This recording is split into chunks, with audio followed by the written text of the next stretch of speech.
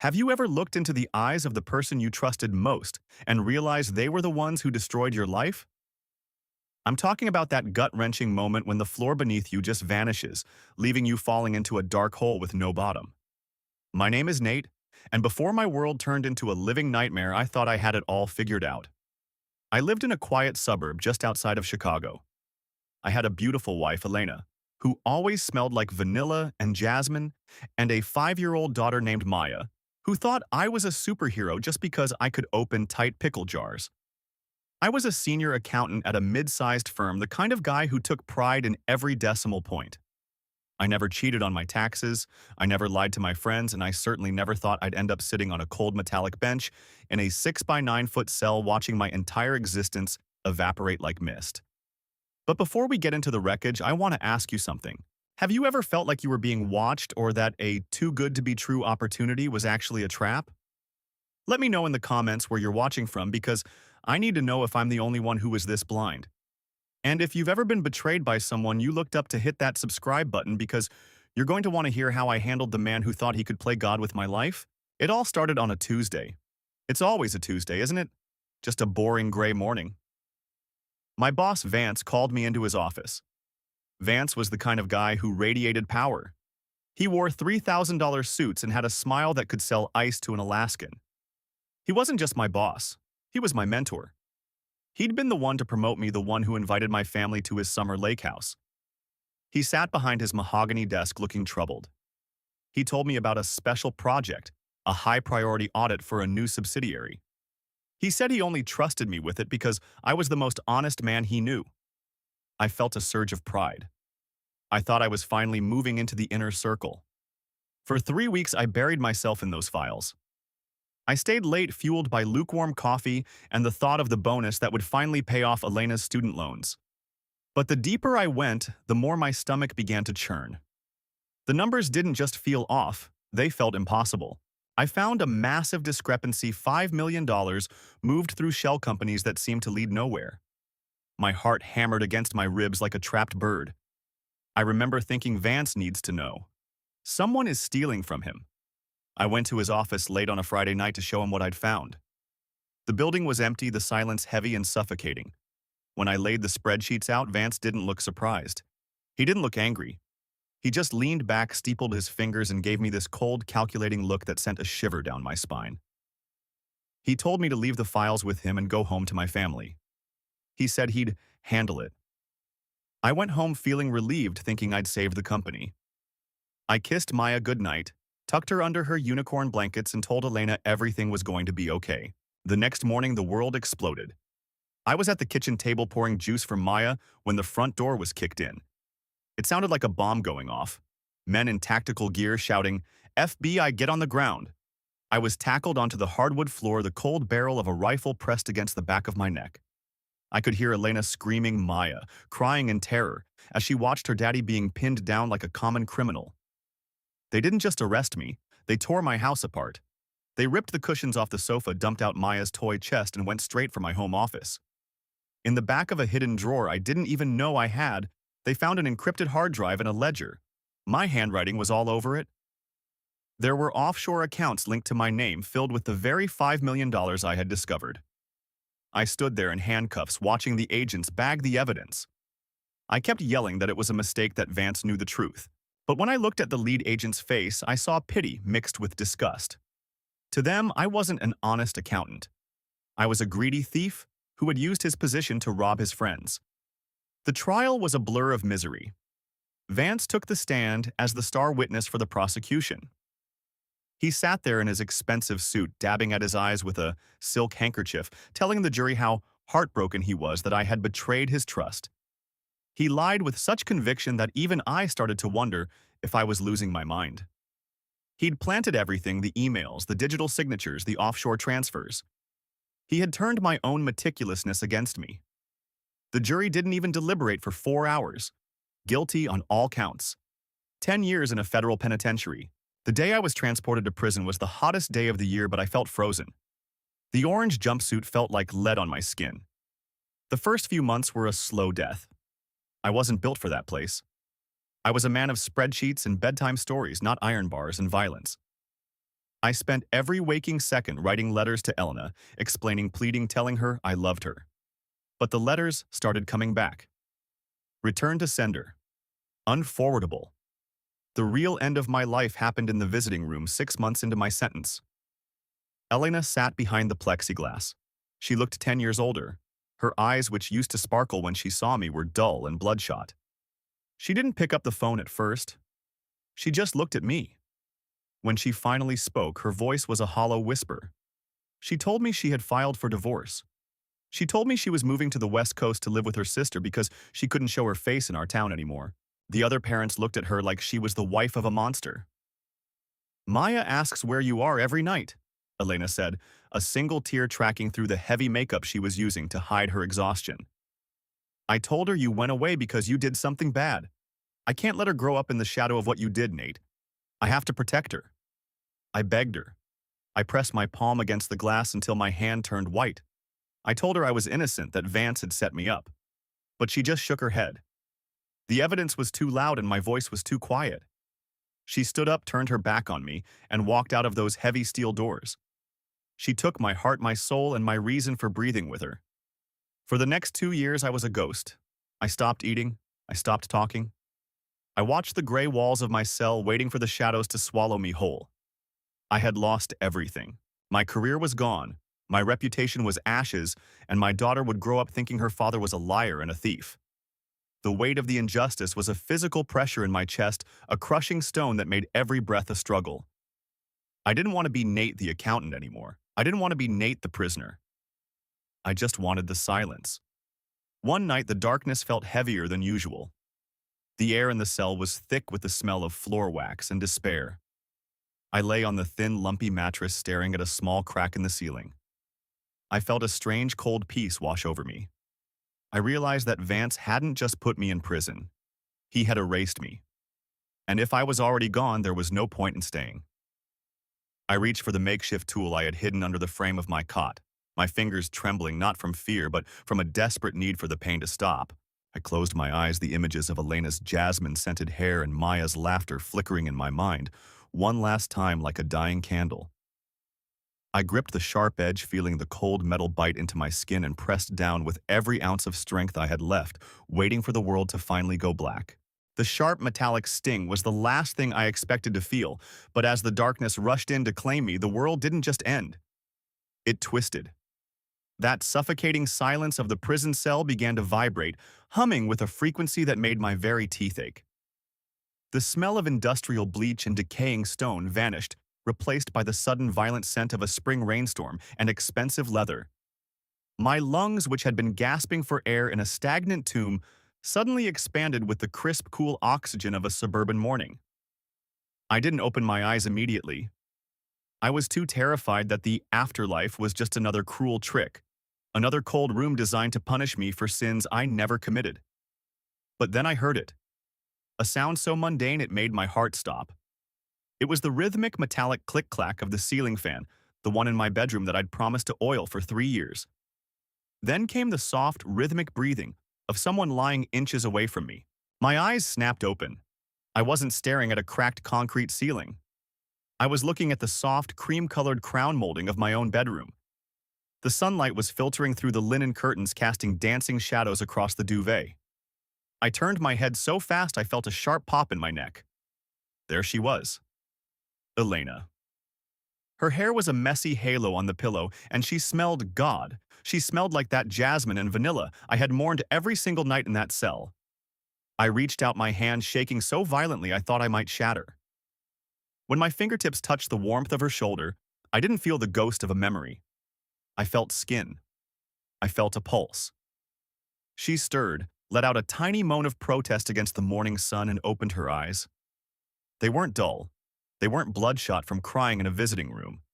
They were the bright, clear eyes that had looked at me on our wedding day. "Nate," she whispered, her voice thick with sleep.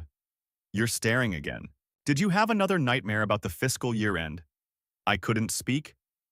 A sob was lodged in my throat like a jagged stone. I threw my arms around her, pulling her so close I could feel her heart beating against mine. I buried my face in her neck, weeping silently. To her, it had been 8 hours since we last spoke. To me, it had been 1,000 years of solitude. She laughed softly, patting my back, thinking I was just being overly affectionate before a long workday. Hey, easy there, big guy, she teased, brushing a tear away with her thumb, oblivious to its origin. You're going to be late. And remember, Maya has that soccer practice this afternoon. You promised you'd try to leave the office by 5. Maya. I scrambled out of bed, my legs feeling like jelly. I ran down the hallway past the family photos that hadn't been smashed by FBI boots yet, and pushed open the door to the smallest bedroom. There she was, a tiny bundle of curls and mismatched pajamas, sleeping with her favorite stuffed elephant tucked under her arm. I sank to my knees by her bed, the sheer weight of this miracle pressing down on me. I wasn't a convict. I wasn't a monster. I was just a dad again. But as the initial shock began to fade, a cold, hard clarity took its place. I grabbed my phone from the nightstand. The date on the screen hit me like a physical blow, May 14th. I did the math in my head, my accountant's brain firing at 1,000,000 miles an hour. May 14th was exactly 30 days before the raid. Exactly 30 days before Vance would hand me that special project file that acted as my death warrant. In my previous life, the one that ended in a dark cell, I had been a sheep. I had been Honest Nate, the man who believed that the truth was a natural shield. Now I knew the truth wasn't a shield. It was a weapon. And I was the only one in the world who knew how to aim it. I walked into the kitchen, the familiar creak of the floorboards under my feet, sounding like a battle cry. I poured a cup of coffee, but I didn't drink it. I just watched the steam rise, my mind scrolling through every detail of the trial, every piece of evidence Vance had manufactured, every lie he had told under oath. I remembered the offshore account numbers because I had spent 2 years obsessing over them in the dark, carving them into the walls of my mind. I realized then that this wasn't just a second chance to live. It was a second chance to go to war. When I arrived at the office an hour later, the building felt different. The glass and steel that I once saw as a symbol of my success now looked like the bars of a cage. Every good morning from a colleague felt like a taunt. I saw the interns laughing by the mailroom and wondered which of them Vance would use to plant the next encrypted drive in my desk. Then the elevator doors opened on the executive floor, and there he was. Vance. He was standing by the floor-to-ceiling windows looking out over the city skyline like he owned every brick and every soul in it. He turned when he heard my footsteps, that predatory, perfect smile spreading across his face, the smile of a man who knew he could destroy anyone and get away with it. Nate, just the man I wanted to see, Vance said, his voice smooth as silk and twice as dangerous. He walked over and threw a heavy arm around my shoulder, the same arm that would later point at me in a courtroom and call me a thief. I've got a little something special for you, a project that requires a man of your unique integrity. Why don't you come into my office? We need to talk about your future. I looked down at his hand on my shoulder. I could see the sunlight glinting off his Patek Philippe watch, a watch, bought with the blood and sweat of people he had stepped on to get to the top. In my old life, I would have smiled and thanked him. I would have walked into that office with my head held high, proud to be trusted by the great Vance. But as I looked into his cold blue eyes, I didn't feel pride. I felt a dark, simmering heat rising from my gut. I felt the phantom pain of the handcuffs on my wrists and the memory of the iron door slamming shut. I didn't flinch. I didn't pull away. I simply adjusted my tie, felt the weight of my briefcase in my hand, and followed him into the lion's den, my mind already beginning to map out the exact location of the trap he was about to set. Entering Vance's office felt like stepping into a tomb I had already been buried in once. The air-conditioned chill hit my skin, and for a split second, I wasn't Nate the senior accountant, I was Nate the ghost watching my own execution. The heavy oak door clicked shut behind us, a sound that used to represent exclusivity but now signaled a trap. I sat in the same plush leather chair where I had once naively accepted my downfall, but this time my spine was a steel rod. I watched him move. Every gesture he made, the way he poured 2 glasses of sparkling water, the way he adjusted his silk cuffs was a tell.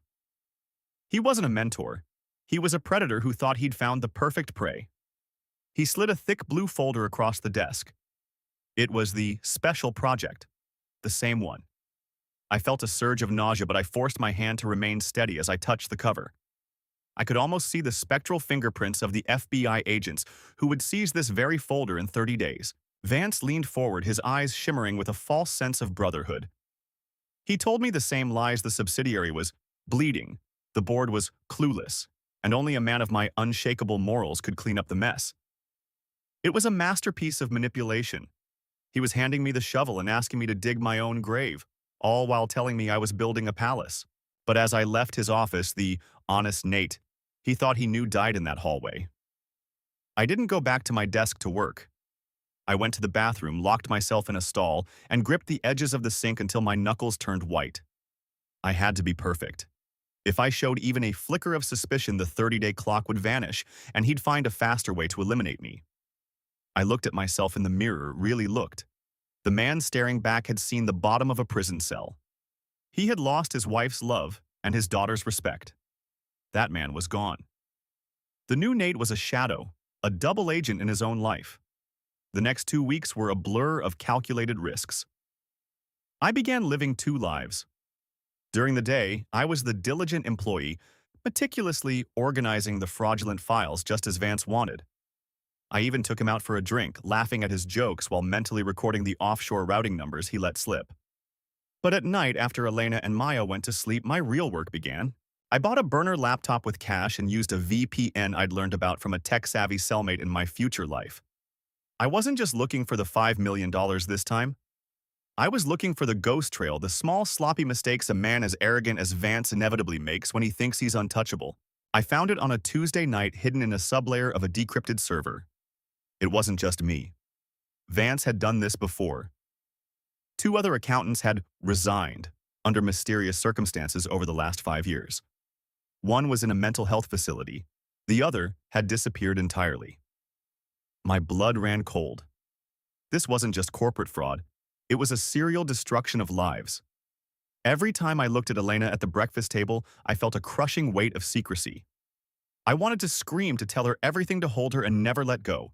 But I knew the moment I told her, the danger became hers too. I had to carry this poison alone. The tension at the office reached a breaking point during the 3rd week. Vance started dropping by my desk more often, his hand lingering on my shoulder a second too long. "How's the audit coming, Nate?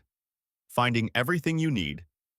His voice had a new edge, a subtle vibration of nerves. He was getting impatient. He needed the fall guy ready. I looked him dead in the eye and smiled a real, chillingly calm smile. "Almost there, Vance. I'm putting the finishing touches on the ledger now. It's going to be airtight." He loved that. He thought I was talking about my work, but I was talking about his cage. The most dangerous moment came when I had to break into the secure server room after hours. I knew the security codes because I had heard them whispered by the guards during the investigation in my previous life. One mistake, one tripped sensor, and I'd be arrested before the 30 days were up.